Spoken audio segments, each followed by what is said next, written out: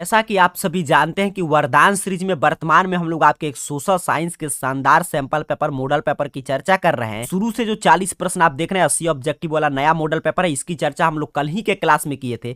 अगर डेली आप भी लाइव क्लास ज्वाइन करके इसका हर एक आंसर लाइव में कमेंट करना चाहते हैं तो 6:30 PM पे वरदान सीरीज का एक नया क्लास आपके लिए अपलोड होता है, तो इस समय आप क्लास को ज्वाइन कर सकते हैं। या आपके पास समय नहीं है या किसी कारणवश 6:30 PM पे आप क्लास नहीं कर पाते हैं तो इस चैनल को सब्सक्राइब कर प्लेलिस्ट सेक्शन में जाकर देखिएगा, आपको मिल जाएगा वरदान सीरीज। उसमें इस सीरीज के काफी क्लास हो चुका है तो सभी वीडियोज आपको मिल जाएगा। अगर आप वरदान सीरीज के सभी क्लास को देखकर जाते हैं और उसके साथ साथ बिहार टॉपर सीरीज के सभी क्लास को देख लेते हैं, इससे बाहर कोई प्रश्न इस साल नहीं आने जा रहा है।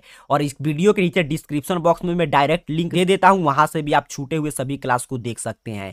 और कल मैं बताया था आपको सोशल साइंस के आगे की तैयारी करके आना है, क्योंकि कल आपको याद था हम लोग 40 नंबर प्रश्न की चर्चा किए थे। आज हम लोग 41 नंबर प्रश्न से शुरुआत करेंगे। तो 41 नंबर प्रश्न आपके स्क्रीन पे शो कर रहा है, पढ़िए और आंसर देने का प्रयास कीजिएगा। प्रश्न आपसे पूछ रहा है, सर भारत में निम्नलिखित में लोकतंत्र का कौन सा रूप पाया जाता है। बिल्कुल शानदार शानदार प्रश्न आपको मिल रहा है। 40 तक के प्रश्न को हम लोग समझ चुके हैं। इस चैनल पे क्लासेज उपलब्ध है, डेली आप जो भी क्लास आ रहा है करिए, आपका बिल्कुल शानदार रिजल्ट आएगा। 41 नंबर प्रश्न पढ़िए और आंसर देने का प्रयास कीजिए। सभी विद्यार्थी नहीं मालूम है तो याद रखेंगे, भारत में जो है लोकतंत्र का संसदीय प्रणाली है, पार्लियामेंट्री सिस्टम है। तो ऑप्शन ग अर्थात की ऑप्शन सी इसका सही आंसर है 41 का। आगे बढ़ते हैं। 42 नंबर प्रश्न आपके लिए आ रहा है। प्रश्न अपने से पूछ रहा है कि संसदीय शासन व्यवस्था में मुख्य कार्यपालिका कौन होता है। आपको बताना है कि संसदीय शासन व्यवस्था में मुख्य कार्यपालिका कौन होता है। यहाँ पे इंग्लिश मीडियम वाले छात्रों के लिए प्रश्न है। तो संसदीय शासन व्यवस्था में मुख्य कार्यपालिका प्राइम मिनिस्टर प्रधानमंत्री होता है। तो ऑप्शन क अर्थात की ऑप्शन ए इसका सही आंसर हो जाएगा। आगे बढ़ते हैं। 43 नंबर प्रश्न आपको दिखाई दे रहा है। आप जिस भी मीडियम के छात्र हैं, इंग्लिश हिंदी बिल्कुल ओरिजिनल एग्जाम में सही प्रश्न आएगा, इस रूप में सेट किया गया है। कह रहा है 2016 में किस राज्य ने पूर्ण शराबबंदी लागू किया। सोचिए इससे आसान प्रश्न क्या हो सकता है। पूछ रहा है 2016 में किस राज्य ने पूर्ण शराबबंदी लागू किया। तो आप जानते हैं बिहार। तो ऑप्शन बी इसका सही आंसर हो जाएगा बिहार। आगे बढ़ते हैं। 44 नंबर प्रश्न की बात करते हैं। तो प्रश्न आपसे पूछ रहा है कि भारत में गैर कांग्रेसी सरकार के प्रथम प्रधानमंत्री, देखिए कितना वीवीआई प्रश्न आपको मिल रहा है। कह रहा है कि भारत में गैर कांग्रेसी सरकार के प्रथम प्रधानमंत्री कौन बने थे सर। तो राइट आंसर याद रखेंगे 44 का है ऑप्शन बी, मोरारजी देसाई के नेतृत्व में जनता पार्टी का सरकार बना था। तो ऑप्शन बी सही आंसर करेंगे। आगे बढ़ते हैं। 45 नंबर प्रश्न आपके स्क्रीन पे शो हो रहा है। प्रश्न पढ़िएगा और सही आंसर देने का प्रयास कीजिए। Which of the following is the national party in India. निम्नांकित में कौन भारत का राष्ट्रीय दल है। राष्ट्रीय दल इसमें से कौन सा है, यही आपको पूछा है। तो ध्यान से देखिएगा, भारतीय जनता पार्टी, भारतीय राष्ट्रीय कांग्रेस, भारतीय साम्यवादी दल, ये सभी जो है राष्ट्रीय दल है। तो राइट आंसर आप क्या कलर करेंगे, all of these. Option D सही आंसर होगा 45 का। आगे बढ़ते हैं। 46 नंबर प्रश्न की बात करते हैं। 46 नंबर प्रश्न भी किसी छात्र का गलत नहीं होना चाहिए। ये भी प्रश्न रिपीटेड है, कितना बार हम लोग पढ़ चुके हैं। कह रहा है भारत की किस संस्था में महिलाओं के लिए आरक्षण है। बिल्कुल शानदार प्रश्न है, देखता हूं कितना विद्यार्थी इसका सही से आंसर दे पाते हैं। कह रहा है कि भारत में किस संस्था में महिलाओं के लिए आरक्षण की व्यवस्था है। तो आप पढ़े होंगे पंचायती राज व्यवस्था में जो है आरक्षण का व्यवस्था है। तो देखिए ध्यान से, पंचायती राज व्यवस्था त्रिस्तरीय है, ग्राम पंचायत, पंचायत समिति, जिला परिषद। तो इनमें से सभी इसका राइट आंसर हो जाएगा ऑप्शन डी। बिल्कुल लॉजिकल प्रश्न था, बिल्कुल शानदार। ऑप्शन डी जो भी छात्र कमेंट किए हैं उनका तैयारी बिल्कुल शानदार है। आगे बढ़ेंगे। 47 नंबर प्रश्न आपको दिखाई दे रहा है। कह रहा है सिमलीपाल जैव मंडल रिजर्व का संबंध है, अर्थात कि सिमलीपाल जैव मंडल रिजर्व जो है किस राज्य में, यही आपको बताना है। नहीं मालूम है तो याद रखेंगे, सिमलीपाल जैव मंडल रिजर्व केंद्र ओडिशा में है सर। तो ऑप्शन सी सही आंसर हो जाएगा 47 का। आगे बढ़ते हैं। 48 नंबर प्रश्न की बात करते हैं। तो प्रश्न अपने से पूछ रहा है कि नंदा देवी किस राज्य में स्थित है। आपको बताना है कि नंदा देवी जो है इसमें से किस राज्य में स्थित है सर। तो याद रखेंगे, बड़ा महत्वपूर्ण प्रश्न है, उत्तराखंड में। तो ऑप्शन बी सही आंसर है उत्तराखंड। एक एक प्रश्न का आंसर सोचिएगा, नहीं मालूम है तो याद जरूर करते चलिएगा, क्योंकि मैं इसीलिए सही आंसर बता रहा हूं ताकि आपको याद रहे और एग्जाम में आपको गलत नहीं करना है। आगे 49 नंबर प्रश्न देखिए आपसे क्या पूछ रहा है कि गन्ना अनुसंधान केंद्र किस शहर में स्थित है। इसमें से किस शहर में शुगर केन रिसर्च सेंटर स्थापित किया गया है, यही आपको बताना है। तो अगर आप बुक पढ़े होंगे तो कहिएगा सर ऑप्शन सी बिल्कुल सही, कोयम्बटूर में क्या है, गन्ना अनुसंधान केंद्र। तो ऑप्शन ग अर्थात की ऑप्शन सी सही आंसर हो जाएगा 49 का। आगे 50 नंबर प्रश्न आपके स्क्रीन पे आ गया, आप पढ़िए और आंसर और कमेंट कीजिएगा। ऑप्शन आपको दिखाई दे रहा है, कह रहा है निम्नलिखित में परिवर्तनवादी कौन थे। इसमें से किसे हम प्रो चेंजर कहेंगे, कौन इसमें से परिवर्तनवादी सोच के थे, यही आपको बताना है। तो देखिए यहाँ पे मोतीलाल नेहरू जो थे ये परिवर्तनवादी सोच के थे। तो ऑप्शन डी इसका सही आंसर याद रखना है 50 का। आगे बढ़ते हैं, बिल्कुल आपको समय नहीं लेना है क्योंकि आपको और सभी सब्जेक्ट पढ़ना है। तो जल्दी जल्दी ये टेस्ट में भाग लीजिए और इसका रिवीजन भी आपको करना है। 51 नंबर प्रश्न आपको कह रहा है कि मजदूर संघ अधिनियम किस वर्ष पारित हुआ था। आपको बताना है कि मजदूर संघ अधिनियम जो है किस वर्ष पारित हुआ था। तो ध्यान से अगर ऑप्शन आप देख पा रहे हैं तो कहिएगा सर 1926, बिल्कुल सही, ऑप्शन सी इसका सही आंसर है 51 का। 52 नंबर प्रश्न का मैं देख रहा हूं कितने विद्यार्थी सही सही आंसर दे पाते हैं। प्रश्न अपने से पूछ रहा है कि टाटा हाइड्रो इलेक्ट्रिक पावर की स्थापना किस वर्ष हुई। आपको बताना है कि इसमें से टाटा हाइड्रो इलेक्ट्रिक पावर की स्थापना किस वर्ष हुई सर। तो 52 का राइट आंसर। जितने भी विद्यार्थी कहना है कि ऑप्शन बी, तो आपका आंसर बिल्कुल सही है, 1910 में हुआ था। 53 नंबर प्रश्न आपके सामने आ गया, पढ़िए और आंसर देने का प्रयास कीजिए। कह रहा है आपसे, बुक से प्रश्न है सीधे सीधे हिस्ट्री के, पूछ रहा है कि 1541 में पटना में किला का निर्माण किसने करवाया। आपको बताना है कि 1541 में पटना में किला का निर्माण किसने कराया था। तो जितने भी विद्यार्थी सोच रहे हैं कि सर इसका राइट आंसर ऑप्शन डी है, तो आपका आंसर बिल्कुल सही है, शेर शाह सूरी के द्वारा 1541 में पटना में किला का निर्माण कराया गया था। तो ऑप्शन डी इसका सही आंसर करेंगे। आगे बढ़ते हैं सर, 54 नंबर प्रश्न की बात करते हैं। तो प्रश्न आपसे कह रहा है कि ओटावा सम्मेलन किस वर्ष हुआ था। बिल्कुल यूनिक यूनिक प्रश्न और शानदार शानदार प्रश्न इस मॉडल पेपर में मिलेगा, अंत तक बने रहिए। यहां से देखिएगा कितना ज्यादा प्रश्न बोर्ड एग्जाम में सीधे सीधे पूछे जाएंगे। कह रहा है ओटावा सम्मेलन किस वर्ष हुआ था सर। तो राइट आंसर है ऑप्शन सी, याद करते चलिएगा 1932 में क्या हुआ था, ओटावा सम्मेलन। आगे बढ़ते हैं, 55 नंबर प्रश्न की बात करते हैं। तो 55 नंबर प्रश्न आपसे कह रहा है कि गुटेनबर्ग प्रेस ने छपी पहली पुस्तक कौन थी। अर्थात कि गुटेनबर्ग प्रेस ने सबसे पहला पुस्तक कौन सा छापा, वहीं आपसे पूछा है। तो ये भी रिपीटेड प्रश्न है, कितना बार हम लोग पढ़ चुके हैं, बाइबिल। बाइबिल की छपाई किया था गुटेनबर्ग प्रेस ने। तो ऑप्शन सी सही आंसर आपको याद रखना है। आगे बढ़ते हैं सर, 56 नंबर प्रश्न की बात करते हैं। तो प्रश्न आपसे कह रहा है कि बेलनाकार प्रेस का इजाद किसने किया। आपको बताना है कि इसमें से किसने बेलनाकार प्रेस का इजाद किया था। तो नहीं मालूम है तो याद रखेंगे रिचर्ड ए होम ने। तो ऑप्शन सी पे सही आंसर दिया गया है, रिचर्ड एम हो ने बेलनाकार प्रेस का स्थापना किया, इजाद किया, इनोवेट किया। आगे बढ़ते हैं, 57 नंबर प्रश्न की बात करें। तो 57 नंबर प्रश्न भी किसी विद्यार्थी का किसी भी हाल में गलत नहीं आना चाहिए। अगर ये प्रश्न आप गलत करते तो समझिए आपकी तैयारी बिल्कुल नहीं हुआ है। प्रश्न आपसे क्या पूछ रहा है सर कि ताड़ी विरोधी आंदोलन में किस राज्य की महिलाएं सबसे आगे थी। तो सोचिए इससे आसान क्या प्रश्न होगा, कहिएगा देखते देखते। ऑप्शन ए आंध्र प्रदेश, यहीं से शुरुआत हुआ था। तो आंध्र प्रदेश में ताड़ी विरोधी आंदोलन में महिलाएं सबसे आगे थी। तो ऑप्शन ए सही आंसर करेंगे। आगे बढ़ते हैं, 58 नंबर प्रश्न की बात करते हैं सर। तो प्रश्न आपसे कह रहा है कि निम्नलिखित में किस राज्य या केंद्र शासित प्रदेश को विशेष राज्य का दर्जा प्राप्त है। देखिए पूर्वोत्तर राज्य है मेघालय, तो मेघालय को विशेष राज्य का दर्जा प्राप्त किया गया है। तो ऑप्शन डी इसका सही आंसर याद रखिएगा, मेघालय। आगे बढ़ते हैं, 59 नंबर प्रश्न आपके स्क्रीन पे शो कर रहा है। सभी विद्यार्थी आंसर देने का प्रयास करेंगे क्योंकि इससे शानदार शानदार प्रश्न कुछ नहीं हो सकता है। इतना यूनिक मॉडल पेपर आपको कहीं नहीं मिलेगा। कह रहा है किस संवैधानिक संशोधन के द्वारा भारत में पंचायत में महिलाओं के आरक्षण का प्रावधान किया गया। अर्थात कि कौन सा संविधान संशोधन करके पंचायती राज में महिलाओं की आरक्षण की व्यवस्था किया गया था, यही आपसे पूछा है। तो ध्यान से देखिएगा तो कहिएगा सर ऑप्शन सी बिल्कुल सही, 73वां संविधान संशोधन के द्वारा भारत में में पंचायती राज में महिलाओं को आरक्षण प्रदान किया गया? तो ऑप्शन रट जाइएगा, 59 का सही आंसर होगा 73वां संविधान संशोधन।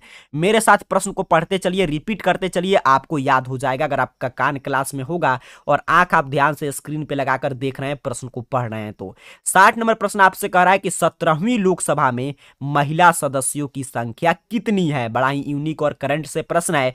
कह रहा है 17वीं लोकसभा में इस समय महिलाओं के सदस्यों की संख्या कितनी है? इस प्रश्न का राइट आंसर हो जाएगा ऑप्शन सी। कितना है सर? 68। ध्यान से देख लीजिएगा, ऑप्शन सी सही आंसर होगा। आगे बढ़ते हैं, 61 नंबर प्रश्न की बात करते हैं। तो प्रश्न अपने से पूछ रहा है कि जिला परिषद का प्रधान कौन होता है? आपको बताना है कि जिला परिषद का हेड कौन होता है। इसमें से ऑप्शन है प्रमुख होता है, कि मुखिया होता है, कि अध्यक्ष होता है, कि सरपंच होता है। मैं देख रहा हूं कितना विद्यार्थी इसका सही से आंसर दे पाते हैं। बिल्कुल शानदार और आसान सा प्रश्न है। पूछा है कि जिला परिषद का प्रधान कौन होता है? तो चेयरमैन, ऑप्शन सी अध्यक्ष। जो भी विद्यार्थी का कमेंट आया है तो आपका आंसर बिल्कुल सही है। आगे बढ़ते हैं, 62 नंबर प्रश्न की बात करते हैं सर। तो प्रश्न आपसे कह रहा है कि भारत की अर्थव्यवस्था में किस क्षेत्र के उत्पादन की हिस्सेदारी सबसे बड़ी है? तो ये बिल्कुल आसान सा प्रश्न है। आपसे पूछा है कि भारत की अर्थव्यवस्था में किस क्षेत्र के उत्पादन की हिस्सेदारी सबसे बड़ी है? तो प्राथमिक क्षेत्र तक कृषि क्षेत्र। तो ऑप्शन ए सही आंसर हो जाएगा। आगे बढ़ते हैं, 63 नंबर प्रश्न की बात करते हैं। तो प्रश्न आपसे कह रहा है कि किस प्रक्रिया में किसी देश की वास्तविक राष्ट्रीय आय में दीर्घकाल में वृद्धि होता है? इसमें से कौन सी प्रक्रिया में किसी देश की वास्तविक जो राष्ट्रीय आय का आकलन करते हैं उसमें दीर्घकाल में वृद्धि होता है? तो ये आपके सीधे सीधे इकोनॉमिक्स से बुक से प्रश्न है। आर्थिक विकास, इसे हम बोलते हैं इकोनॉमिक डेवलपमेंट। तो ऑप्शन बी इसका सही आंसर आपको याद रखना है। आगे देखिए, 64 नंबर प्रश्न सभी विद्यार्थी को स्क्रीन पे आ गया। आप पढ़ेंगे और आंसर देने का प्रयास कीजिएगा। नहीं मालूम होगा तो मैं सही आंसर बताऊंगा, तो याद करते चलिए। कह रहा है यदि राष्ट्रीय आय में वृद्धि का बड़ा हिस्सा अमीरों के पास चला जाए तो इसे हम क्या कहेंगे? तो इसे कहते हैं असंतुलित विकास। आप जानते हैं अनबैलेंसिंग ग्रोथ हो रहा है कि एक हिस्सा अमीरों के पास चला गया, सबसे ज्यादा हिस्सा वृद्धि का राष्ट्रीय आय का, तो उसे क्या बोलते हैं? Unbalancing growth. और समावेशी विकास, जिसमें जो है वृद्धि अर्थात कि राष्ट्रीय आय का हिस्सा जो है समाज के सभी वर्गों का विकास हो, उसे हम क्या बोलते हैं? समावेशी इंक्लूसिव ग्रोथ। और संतुलित विकास, जिसमें समाज में बैलेंस बना रहे, तो उसे हम क्या बोलेंगे? संतुलित विकास। फिलहाल इसका राइट आंसर क्या हो जाएगा? असंतुलित विकास। आगे देखिए, 65 नंबर प्रश्न भी आपके बुक से है। ये भी प्रश्न कह रहा है सिंगापुर की मुद्रा को क्या कहा जाता है? याद रखेंगे 65 का राइट आंसर हो जाएगा ऑप्शन डी डॉलर। सिंगापुर के मुद्रा चलता है तो डॉलर चलता है। और टका कहाँ का है? बांग्लादेश का। रुपया आप जानते हैं भारत, पाकिस्तान, नेपाल का है। फिलहाल इसका राइट आंसर क्या हो जाएगा? Option D. आगे बढ़ते हैं, 66 नंबर प्रश्न की बात करते हैं। तो 66 नंबर प्रश्न आपसे कह रहा है इनमें कौन मुद्रा कानूनी ग्राही नहीं है?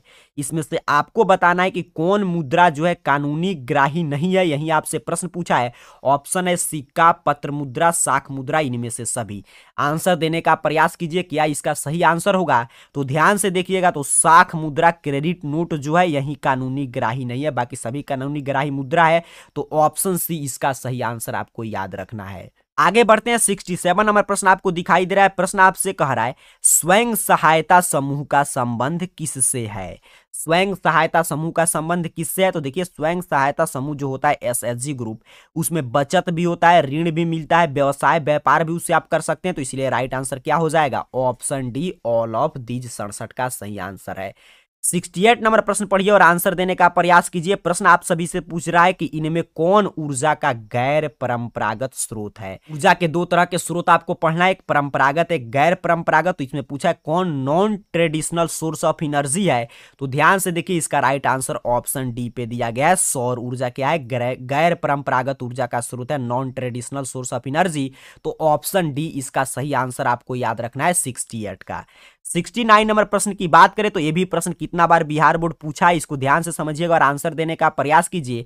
कह रहा है आपसे कि यदि किसी वस्तु का मूल्य 20 लाख रुपया से अधिक तथा 1 करोड़ रुपया से कम हो तो उपभोक्ता कहां शिकायत करेगा? सोचिए, आप में उपभोक्ता का क्या अधिकार है, कहां पे आप शिकायत कर सकते हैं, ये भी आपको इकोनॉमिक्स में पढ़ना है। तो वहीं पूछा कि अगर किसी वस्तु का मूल्य 20 लाख से अधिक है लेकिन 1 करोड़ से कम है तो आप उसका शिकायत एक कंज्यूमर होने के नाते कहां करेंगे? तो इस रेंज के वस्तु में कोई खराबी मिलता है तो उसका शिकायत हम करते हैं राज्य आयोग में।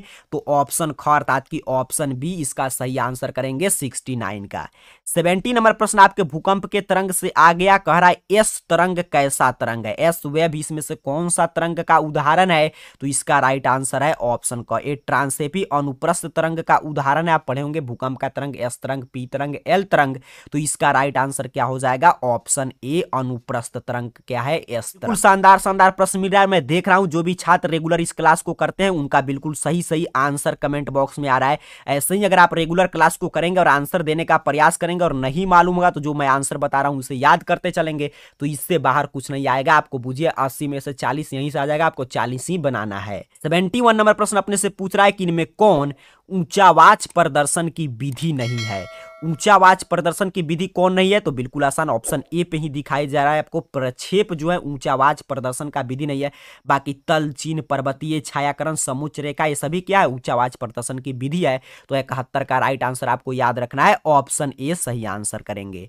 72 नंबर प्रश्न की बात करें सर, तो प्रश्न आपसे कह रहा है कि बिहार का नियोजित शहर, इसमें से प्लानेड टाउन बिहार का कौन सा है, यही आपसे पूछा है। ऑप्शन देखिए आपको दे रहा है दरभंगा, पूर्णिया, हाजीपुर, बरौनी। देख रहा हूं कितने छात्र इसका सही सही आंसर दे पाते हैं। तो जो भी स्टूडेंट कह रहे हैं कि सर इसका राइट आंसर है ऑप्शन डी, तो आपका बिल्कुल सही है। बरौनी जो है बिहार का एक नियोजित शहर है, ऑप्शन डी सही आंसर करेंगे। आगे बढ़ते हैं। आपका 73 नंबर प्रश्न आपको दिखाई दे रहा है। प्रश्न पढ़िए और आंसर देने का प्रयास कीजिए। प्रश्न आपसे कह रहा है कि मेट्रो शहर के डाक के लिए किस रंग वाली पत्र पेटी का उपयोग करना चाहिए। आज के हमको मेट्रो शहर में डाक के लिए किस कलर का हम पत्र पेटी का प्रयोग कर सकते हैं, तो 73 का राइट आंसर आपके बुक से है, इसका भी ऑप्शन डी होगा, ब्लू। इसका प्रयोग करते हैं सर, तो ऑप्शन डी ब्लू इसका राइट आंसर करेंगे। एक एक प्रश्न याद करते चलिएगा क्योंकि एक काफी शानदार शानदार प्रश्न आपको मिल रहा है। कह रहा है 74 नंबर प्रश्न, इनमें कौन अलौह खनिज नहीं है। एग्जाम में भी ऐसे प्रश्न को आपको ध्यान से समझना है कि क्या पूछ रहा है, नहीं है कि है। तो यहां पे देखिए क्या पूछा है, कौन अलौह खनिज नहीं, अर्थात कि कौन लौह खनिज है, यही प्रश्न पूछा है। तो इसका राइट आंसर देखिए अभ्रक। अभ्रक जो है क्या है, अलौह खनिज नहीं है। तो ऑप्शन डी इसका सही आंसर है 74 का। 75 नंबर प्रश्न की बात करें सर, तो प्रश्न अपने से पूछ रहा है कि किस विख्यात दार्शनिक ने एक अदालत लगाकर वियतनाम युद्ध के लिए दोषी करार दिया। सोचिए प्रश्न में आपको कितना बार बताया होगा। मैं इसलिए बोलता हूं कि अगर इस चैनल का कोई भी क्लास आप नहीं छोड़ते तो इससे बाहर कोई एग्जाम में प्रश्न नहीं आएगा।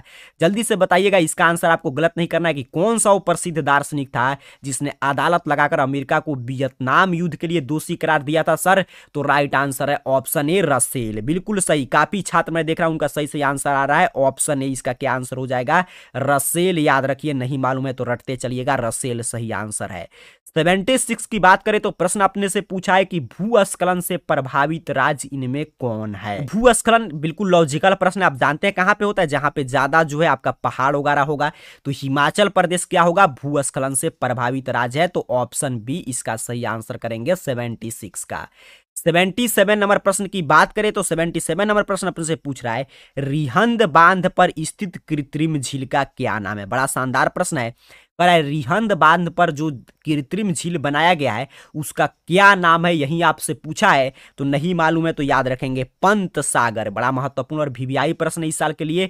रिहंद बांध पर कौन सा कृत्रिम झील है सर, मेरे साथ आप भी दोहराइए, आपको याद हो जाएगा पंत सागर। 2-3 बार दोहरा लीजिए, याद हो जाएगा। आगे बढ़ते हैं। 78 नंबर प्रश्न की बात करते हैं। तो प्रश्न आपसे कह रहा है कि सुखाड़ का अर्थ क्या होता है। इसमें आपको क्या समय लेना है, ऐसे ऐसे प्रश्न एग्जाम में भी आए तो देखते देखते आपको आंसर करना है। ऑप्शन सी, जब वर्षा की भारी कमी हो जाएगा तो उसे स्थिति को हम क्या बोलते हैं, सुखाड़ हो गया है। तो राइट आंसर ऑप्शन सी करेंगे। 79 नंबर प्रश्न की बात करें सर, तो प्रश्न आपसे कह रहा है कि सुनामी की ऊर्जा तरंग का मापन किया जाता है। सुनामी की ऊर्जा तरंग का मापन इसमें से किससे करते हैं, तो रिक्टर स्केल से। तो ऑप्शन ए सही आंसर हो जाएगा 79 का। आगे 80 नंबर प्रश्न पढ़िए और आंसर देने का प्रयास कीजिएगा। प्रश्न आपसे कह रहा है कि भारत का दक्षिणी पठारी भाग किस भूकंपीय जोन में शामिल किया गया है। आप जानते हैं कुछ भूकंपीय जोन में हम लोग बांटकर अध्ययन करते हैं भूकंप वाले क्षेत्रों को। तो कह रहा है जो भारत के दक्षिणी पठार पे भूकंप आते हैं उसको हम लोग किस भूकंपीय जोन में रखते हैं, तो जोन 1 में। तो ऑप्शन डी इसका सही आंसर है। इस तरह आज एक और हम लोग 80 ऑब्जेक्टिव वाले मॉडल पेपर के ऑब्जेक्टिव प्रश्नों की चर्चा कर चुके हैं। अब नीचे सब्जेक्टिव प्रश्न है, आपको बताना है कि आज के 40 में से आपने कुल कितने प्रश्न का जवाब सही सही दिया। इसके साथ साथ इस क्लास को लाइक जरूर कीजिएगा। कल इसी समय मिलेंगे तो इसके आगे कुछ और नए प्रश्नों की चर्चा करेंगे। तब तक के लिए आप सभी को बहुत बहुत धन्यवाद।